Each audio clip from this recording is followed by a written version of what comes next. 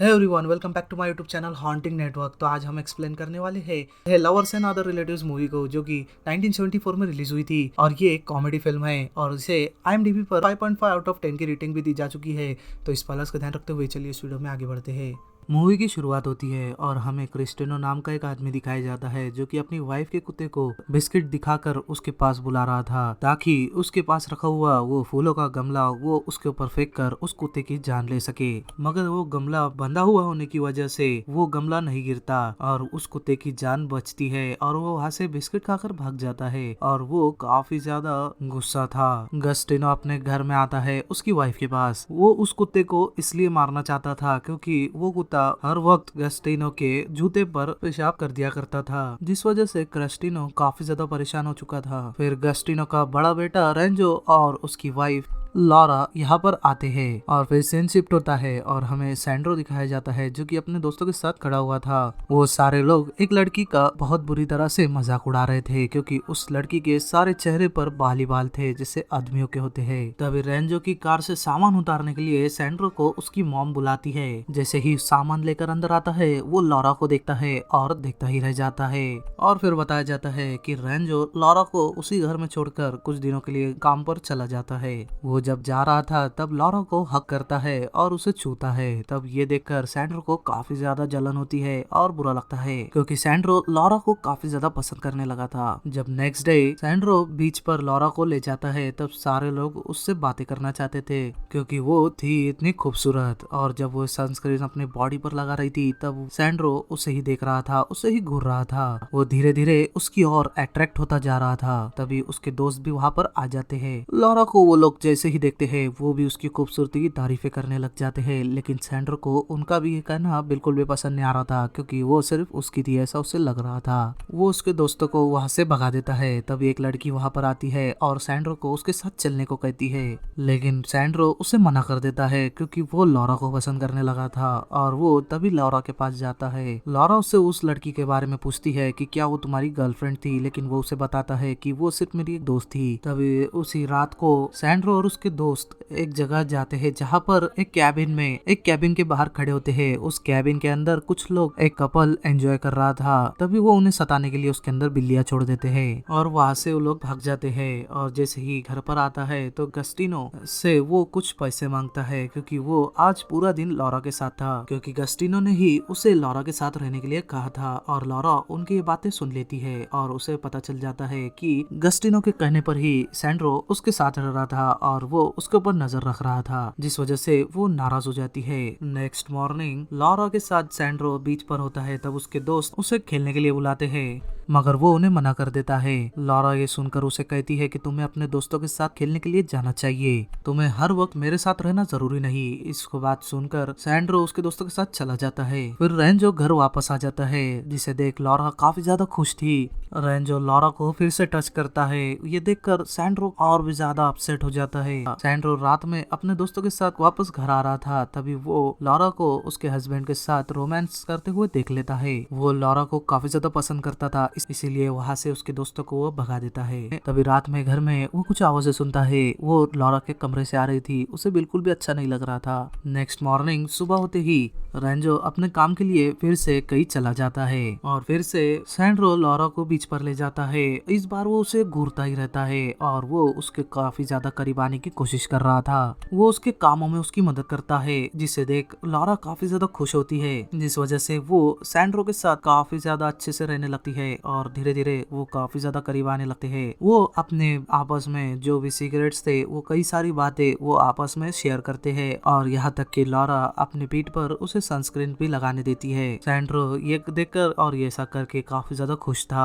और फिर एक दिन जब वो उसके कमरे में था तब लॉरा उसे अपनी ड्रेस देती है ट्राई करने के लिए, क्योंकि वो ये देखना चाहती थी कि सैंड्रो लड़कियों की ड्रेस में कैसा लगता है। वो जैसे ही उसका ड्रेस ट्राई कर रहा था तभी गस्टिनो वहाँ पर आ जाता है और उसे देख लेता है और उसे लगता है कि ये तो गे है और इसी वजह से ही वो लॉरा के साथ बीच पर जाता है। और उसके बाद बताया जाता है कि लॉरा सैंड्रो के सामने ही कपड़े बदलने लग जाती है क्योंकि वो अब एक दूसरे के साथ काफी ज्यादा कंफर्टेबल फील कर रहे थे। अब वो घूमने के लिए एक बोट पर जाते हैं। वहाँ पर वो लॉरा के काफी करीब आना चाह रहा था, लेकिन रेंजो क्या सोच वो डर जाता है है और ऐसा नहीं करता। उसी रात जब वो सो रहा था तभी लॉरा की आवाजें उसे सुनाई देती है। वो उसे देखने के लिए उसके पास जाता है। उसे थोड़ी देर देखने के बाद वो वापस अपने कमरे में आ जाता है। दूसरे दिन फिर से रेंजो अपने घर आ जाता है। वो रेस्टोरेंट में खाना खाने जाते हैं और फिर रात में रेंजो लॉरा के कमरे में था।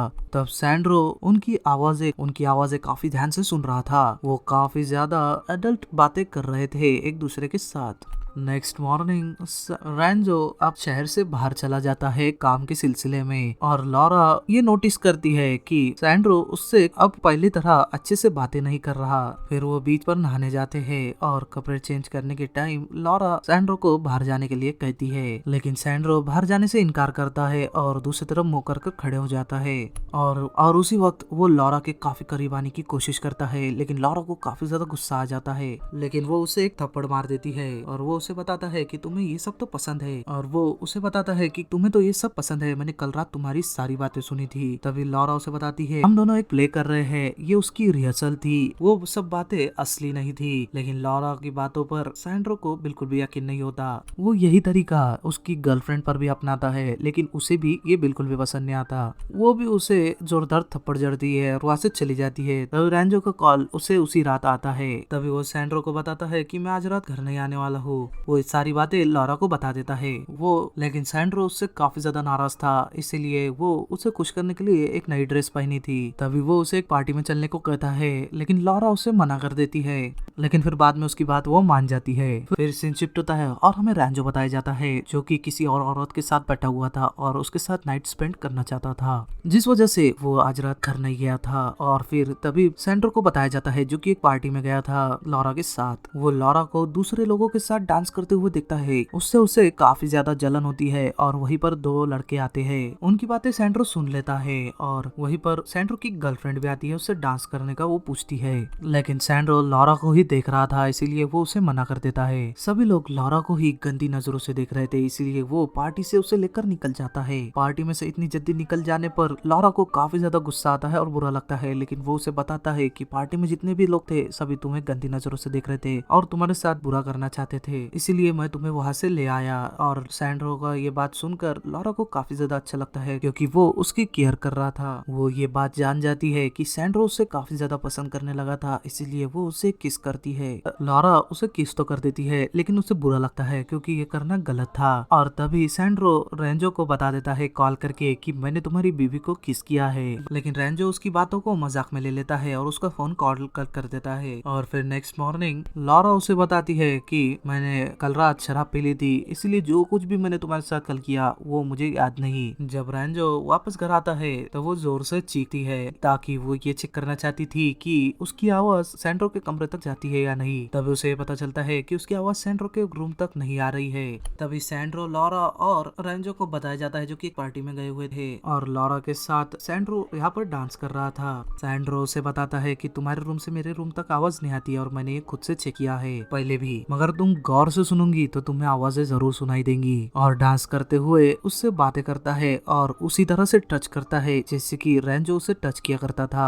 लेकिन लॉरा उसे कुछ भी नहीं बोलती और फिर वो मूवी देखने के लिए जाते हैं, जहाँ पर मूवी देखते हुए वो लॉरा को गलत जगह टच करता है, लेकिन लॉरा उसे रोकती है। लेकिन बाद में वो भी इसे एंजॉय करने लगती है। तभी उसी रात लॉरा सैंड्रो के कमरे में आती है। जब सैंड्रो के कमरे में कोई भी नहीं था, वो देखती है कि वो एक बुक पढ़ रहा था। तभी वो उससे वो बुक छीनने की कोशिश करती है, लेकिन वो फिर से लॉरा को टच करने लगता है। वो उसे रोकने की भी कोशिश करती है, लेकिन वो काफी ज्यादा एंजॉय करने लगती है। तभी वो काफी ज्यादा क्लोज हो जाते हैं, एक कपल्स की तरह बेड पर वो दोनों लेटे हुए थे। तभी रेंजो की आवाज सुनाई देती है। तभी वो दोनों अलग हो जाते हैं। लॉरा और रेंजो उसी रात जब इंटीमेट हो रहे थे, तभी सैंड्रो को उनकी आवाजें सुनाई देती है। वो छुप कर उन्हें देख रहा था और लॉरा को भी ये पता था कि वो हमें देख रहा है। उसे ये देख काफी ज्यादा बुरा लग रहा था और वो रो भी रहा था और वो बीच पर चला जाता है। नेक्स्ट मॉर्निंग सभी देखते हैं कि सैंड्रो घर पर नहीं है। वो रेंजो को बोलते हैं कि उसे ढूंढो।